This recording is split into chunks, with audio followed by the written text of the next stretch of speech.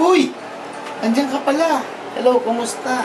Ito, nagluluto ako po ng Noche Buena namin. So, ako po ang nag-present ng spaghetti. Yun po yung aking recipe na experimental, which is composed of ground chicken pala, and of course, ground beef.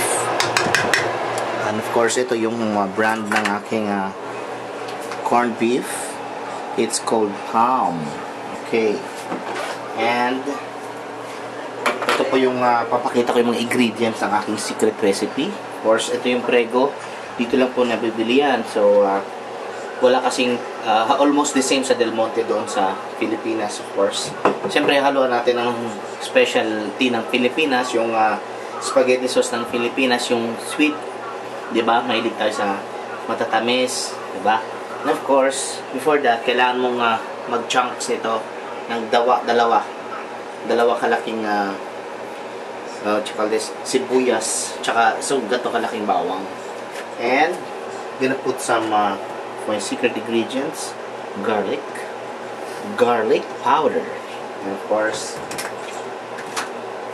ay, muntik lang mahula. Ito, chili powder, and of course, whole black pepper, pero grind pa siya para madali, no? Tapos yun, lagyan ko ng konting chili powder. Ayan, nalagyan na chili powder. Siyempre, huwag kalimutan yung asin.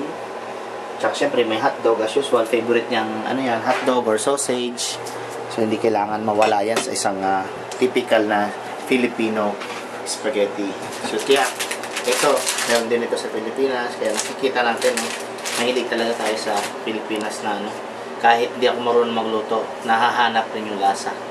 So, good luck sa kalalabasan.